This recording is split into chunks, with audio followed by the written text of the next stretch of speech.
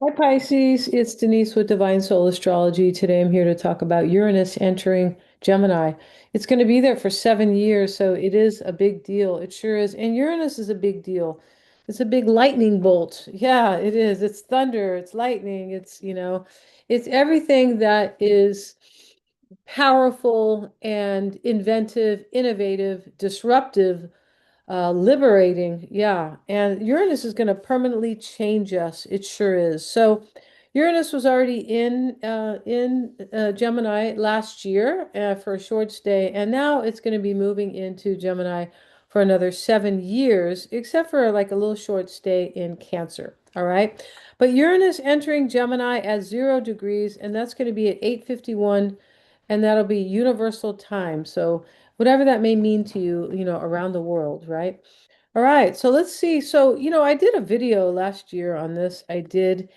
And, but Uranus, the last time Uranus was in Gemini, like for its full transit, was in 1941 through 1949. And that is when Japan, on December the 7th, 1941, Japan launched a surprise attack on Pearl Harbor in Hawaii here in the United States. Let me just close this real brief. So, when that happened, that was a surprise attack. And that's exactly what Uranus is. It is unexpected and surprising. Yes. So, yeah, and there's nothing we can really do about it, right? But Uranus moving into an air sign, it's going to be, I think very powerful. Now, Gemini is an air sign. It's a masculine sign. It is a mutable sign. So it's very adaptive and it's a masculine sign. So it's powerful. So we're going to see a lot of changes with communication. And Uranus wants us to remove outdated structure. Uranus calls for new methods of communication, new technological advances, and breakthroughs and breakaways. And when I say break away, it's just break away from what doesn't work anymore. Break away so we can now do something better, improved, upgraded, updated, and things like that. Yeah, very innovative, right? And that's why it also is associated with technology. It's also associated with social change. Yeah, Uranus, right? Um, but yeah, and so we could see change in air travel, wind technology, aeronautics itself. Computer technology and AI will likely enjoy new inventions, faster and more efficient electronics and devices. And the way we communicate with others, especially those who live at a distance, that will likely change and improve. And the method to exchange ideas will also see upgrades. All right. Collective paradigms will shift. Gemini is a social sign. It sure is. It's about communication, right? Geminis like to talk a lot. I would know this. I have a Gemini rising. So, yeah. And so, there could be, the collective paradigms will shift. Yeah. And Uranus will encourage independence and freedom to break away from anything that is limiting or confining or things like that, to break away from conventional or traditional limitations, right? Uranus doesn't want that. It says, boom, sorry, but we're not doing that anymore. It's kind of like that. It really is. And, yeah, and so all this makes us wonder what Uranus will be up to in the next 7 years. All right, so let me move this light a little bit. Sorry, you guys. So for Pisces, yeah, Uranus enters your house of home and family, and emotional needs. So this is also the house where you live, right? Your physical home. But and this is going to be for Pisces, Sun, Moon, and Rising. All right. Now, Venus is there, right here. You guys can see the chart, right? Venus is here supporting Uranus, and Venus is the lesser benefic, right? The greater benefic would be uh, Jupiter and then the sun above that. That's how I see it. But, Jupiter, I mean, Venus rather, is supporting your fourth house of emotional needs. This is also the house of the past. We can say the house of the mother. This is our lineage shows up here as well.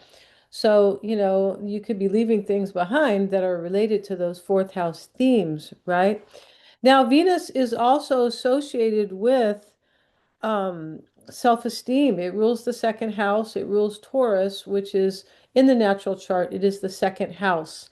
So of self-esteem and finances. So we have a lot going on here about emotional well-being with the fourth and Venus rules your third house here. And your third house is your house of communication. So it's almost like, Venus in Gemini is a little very similar to Venus in the third house. It's similar, right? Because Gemini really, or Mercury really rules, or Gemini really rules the third house, right? In the natural chart. And what is the natural chart? From Aries up until Pisces, right? One, two, three, four, 12 signs. That's the natural chart. And not that many of us have that natural chart. My daughter does, which is it's fascinating how that is, right? Pisces is in the 12th house, Cancer is in the fourth house. I'm like, whoa. So, but for the sake of our horoscopes and astrology, it's the natural chart is just used for like an archetype. So you also have Venus ruling your eighth house. Let's see if that's your eighth here. It is because Libra is, yeah, this is your eighth house. So Venus rules your eighth house. Not much going on there, but it's still this has a meaning here. So, the seventh house is how you relate to others. So maybe there will be a change in how you are relating to others with the seventh house. All right. Um, and Venus rules your third house in Taurus. And that is the house of thinking and communication, goals and, plans and goals, willpower as well. This is also the house of siblings and early childhood and anything that is familiar. So the familiar is, I take that exit every day, coming home from work. I have coffee at the same coffee shop. That is the familiar. And so, and also short trips, right? Short distance, right? Yeah, yeah. And so we have that there. And some of you might move house with Uranus moving into your fourth house, Pisces, or you're moving, or you want a new place, or you don't identify with that because Uranus wants us to be authentic. So you could be coming from a place where I don't align with that neighborhood or that place or even that house, a particular house where you lived could be, right? And so, as I think I was mentioning though, Venus here can really support also Venus with conjoined with Uranus can support your finances moving forward. Yeah. And how they relate to your emotional well-being or where you live, right? We need finances to live somewhere usually, right? And so, um, but you could be moving or, and you could be moving to care for children. That's a possibility here, because, yeah, that could be the case here. You could be moving to care for children, because this is the fourth house of family. Maybe, if you are moving at all, some of you, but you could also be aligning with like a new set of people, kind of a new tribe, or you are, maybe kind of coming into alignment possibly with your own family, right? Your siblings, because we have Mercury in your second house as well. And that's, Mercury can also be about your siblings. But um, mhm.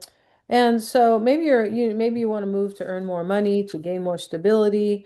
During Uranus's transit, it's going to be there for 7 years, so there's plenty of time, right? So this is kind of the story before that, this is the beginning of the transit, right? And things will change, right? Things will change as they aspect, right? The planets as they aspect Uranus during the next 7 years. But this is how it is now, like at the beginning of the transit, it sure is, right?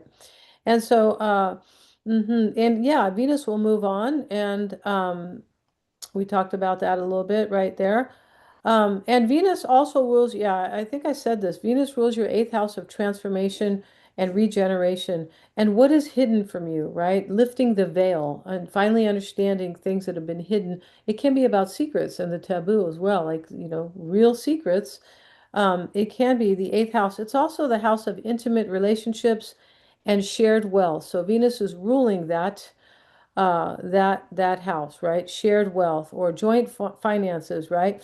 There could be, also, excuse me, Pisces. It could be some type of psychological regeneration. Uranus is also about spiritual awakenings And it's also about the inventive, right? And, breakthroughs as well. They don't always have to be spiritual, it can be creative as well. But that's what Uranus is about. It is about something changing in a flash.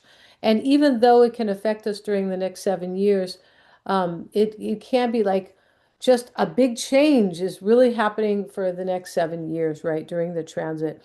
So, we talked about Venus rules your third house. Um, yeah, it rules your third house of communication. I was talking about that there. And Mercury, let's talk about Mercury because this is what right, here's Mercury, and Mercury is the ruler of Uranus. It's the ruler of the transit, right? I'm not of Uranus, but of Gemini, where Uranus has moved into or has entered. So when we see that, Mercury is here. Mercury also rules your seventh house of relationships. Yeah, and how you relate to others. I kind of mentioned that in the beginning of the video, but Gemini, Mercury rules that. It rules those houses, right? So your fourth house and also your seventh house of how we relate to others. So this is also the house of any type of partnerships and business or romantic. It can be also where we create harmony and balance in our life. That is the seventh house. And we have Mercury right now in your second house of finance. So I was talking a little bit about that, right? Mercury's in your second house of finance, and this is also your house of well-being. So for me, we have this fourth house is a psychological house, even though it's in Gemini. This is your chart in the mundane astrology, right? Not your own natal, unique chart, birth chart, but it is based on mundane astrology is based on, the kind of rotation or the movement of the houses there, or right. So this is a psychological house right here, where we have Uranus stepping into, right? You alone, Pisces, you are, this is your sign is a psychological sign, is mystical, intuitive, psychological, the deep mind, things like that, right? And so we have Mercury in this house of finance and self-worth. I feel like there's something going on here that is supporting your well-being when Uranus moves into your fourth house. I think that's a beautiful thing, right? We all need that, and we all need that kind of on an ongoing basis, right?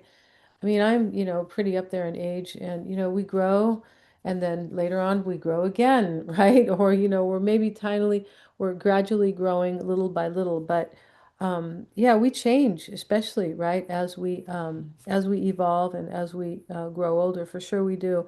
So, yeah, we talked about Mercury right there. We have Lilith here. Lilith is in Sagittarius, and that is your 10th house of career. So Mercury and Mars are both trining, here trining. And what is it? The trine is supporting, it makes things easier to happen because they're both in the same element. So this is a fire trine with Aries and Sagittarius.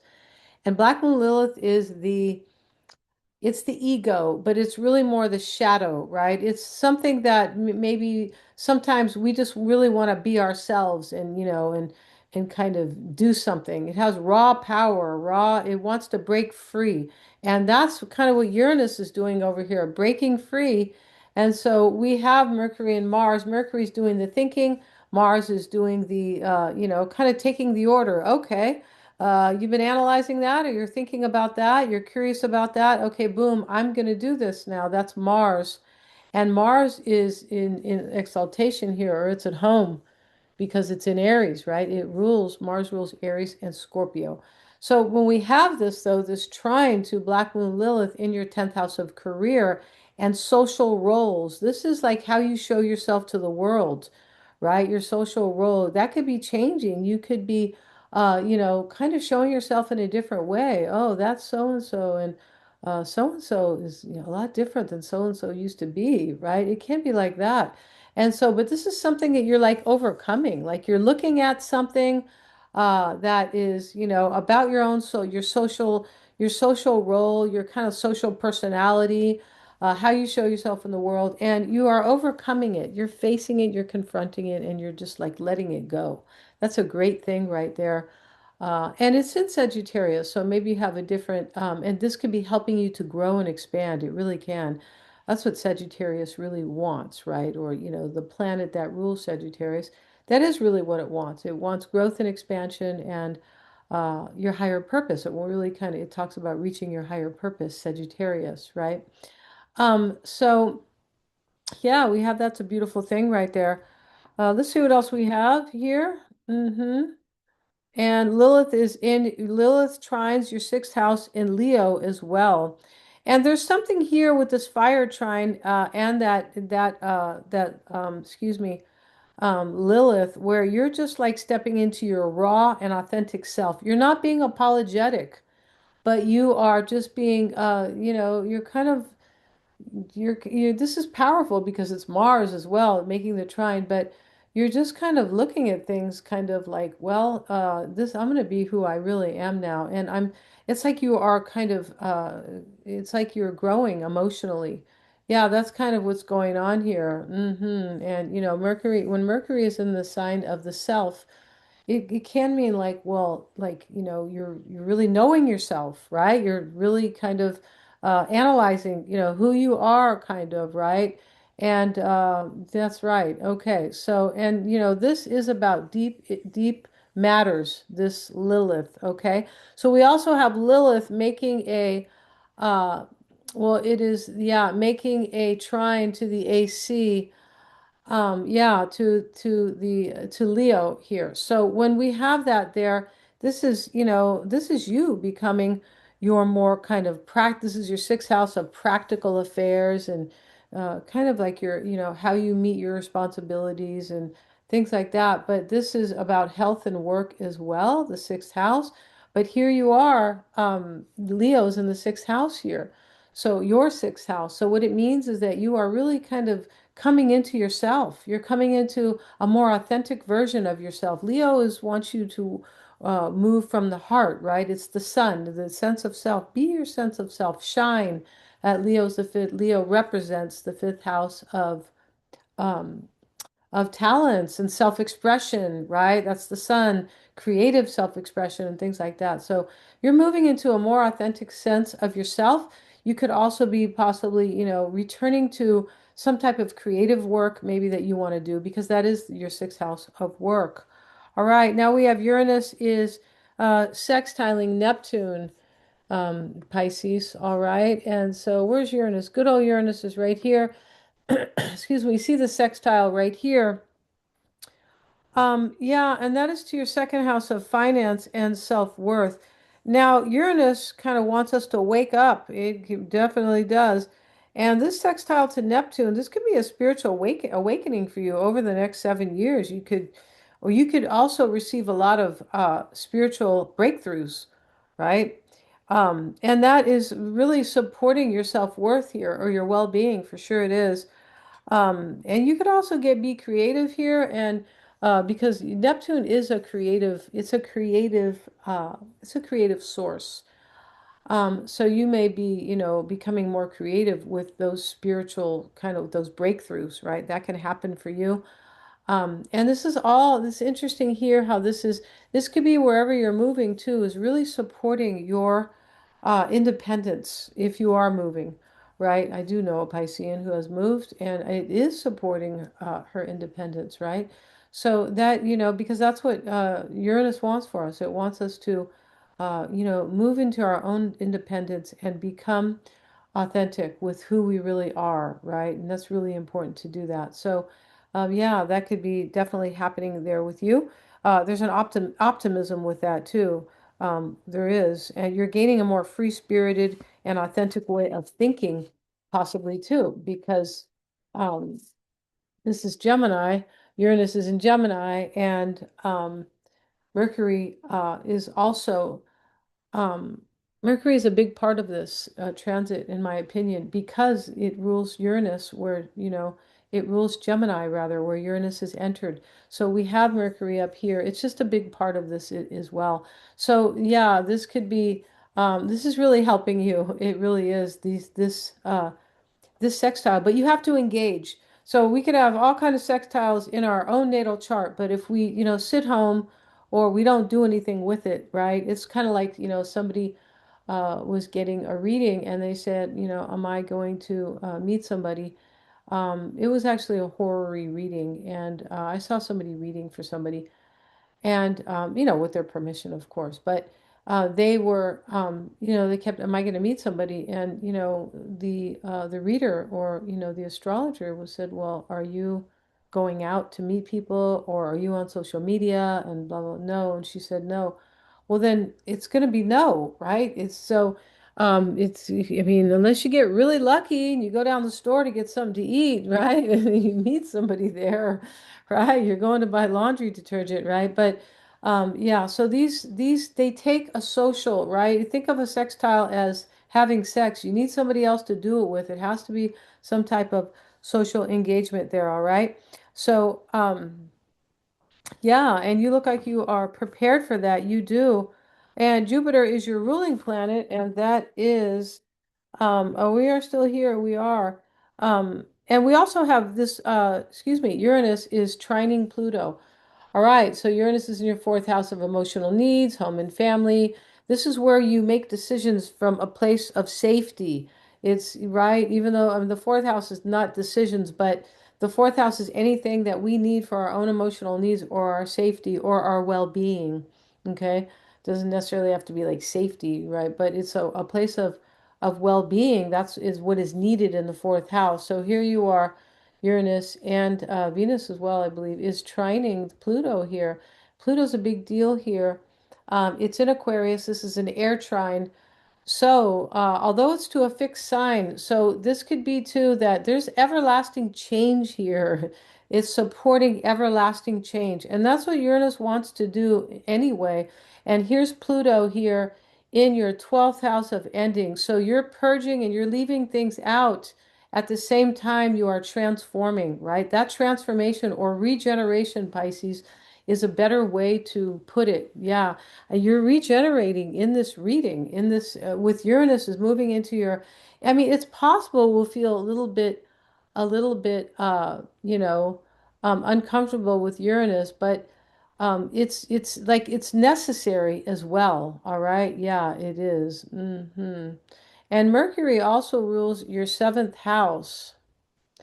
Yes, it does. So with Mercury ruling your seventh house as well, this is really good for how you relate to people and also how you kind of show up in relationships. There's some type of transformation here that is like these Mercury themes, right? There definitely is. So, and you could really, this is powerful too. Pluto does represent power. And so you're leaving behind things, your 12th house Pluto there with this trine from ever-changing Uranus. You're leaving things behind that no longer serve you, and you're becoming somebody like it looks like you're regenerating. Yeah, you are. You're becoming stronger emotionally. I feel like you are here.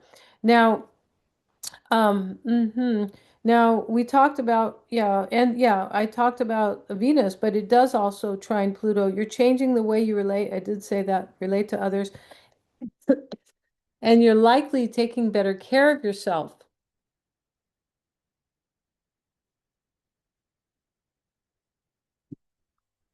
Venus is associated with self-care as well. Yeah. You might be more attracted to, and also the people you're interested in. When we see Uranus here making this trine to Pluto in Aquarius, Aquarius is also the unconventional. It can be, it is the, and it's also about, it can be about the collective Aquarius. It is, associated with change. And so we have this here, Uranus to Pluto, but Venus here is here supporting Uranus. So you might be more attracted to unconventional types. You might change your taste in different people, maybe very intelligent types. It's right. Uranus is in the sign of the mind and thinking, and Uranus is inventive as well. It is inventive, it's rebellious. So you may be, more attracted to maybe very, intelligent men or women, um, or, yeah, you could. So it's just kind of different. That's very interesting right there. And you might also be, maybe you're interested, maybe you'll become interested in friends with benefits. I mean, that's a possibility. Uranus and Venus together, they can mean that. Yeah. They can. Um, and Jupiter, your ruling planet here, let's look at your ruling planet, Pisces. It is right here. And Jupiter is in your fifth house of self-expression, your sense of self, your self-identity. And this is also the house of creative pursuits, right? Where you want to create for yourself. It is the house of fun and pleasure and love and sex and children, right? Because that's how you usually get children, right? With love and sex. And that is a form of creativity, the highest form of creativity or creation. Uh, so yeah, so we have Jupiter in that fifth house. Jupiter has been supporting your fifth house for some time, Pisces. It's a beautiful thing. It really is. And it's in Cancer. That is your water partner for sure, right? You're kind of similar, right? Water signs, and it's in very nurturing Cancer. It's exalted here, so it's really helping your fifth house. It's helping you to shine. That's what it's helping you to do. The fifth house is where we shine. It can be our talents as well, right? And so that is helping you shine. It's being squared, however. And it is being squared from your house of self. And that's okay because um, let's go back here. Let me refresh this. It's being squared from Vesta. So Vesta, what is Vesta? Vesta is an asteroid. And so Vesta represents harmony and balance and also dedication, kind of what we want to dedicate to, like what we want to devote ourselves to in terms of creating harmony and balance. So it's in your first house.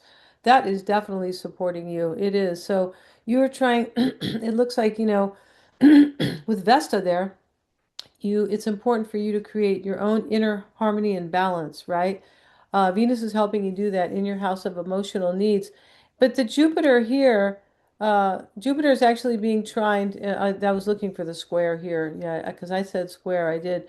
But Jupiter is being trined to from Vesta, or Jupiter is actually doing the trining here. So what it is, though, is that you're just becoming more comfortable, it looks like, with yourself, your sense of self, your self-expression, possibly, your creative pursuits, you're becoming more comfortable.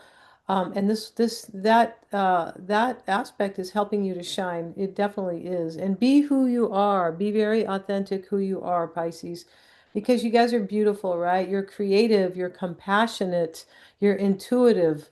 Yes, you definitely are. And so there we go, and that's a great thing. We also have Mercury and Mars. Remember, Mercury rules Uranus because Uranus sits in Gemini.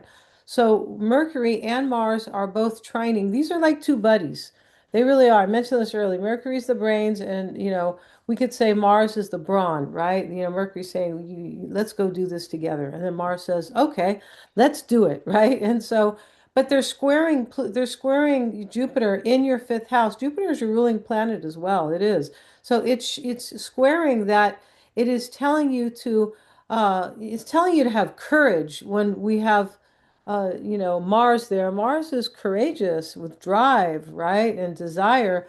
And Mercury is the brains there and telling you to basically think about how much you shine and how you can really grow and expand as you go with the flow of Uranus entering your fourth house. All right. So, Mercury here wants you to understand, right? Wants you to understand the big picture here that you can grow and that you're dynamic and that you can create from a place of authenticity and also courage. All right. That's a beautiful thing. That's a challenge, but it is definitely supporting you there. All right. So thank you so much for joining me here, Pisces. If you've enjoyed my content, please like, share, and subscribe.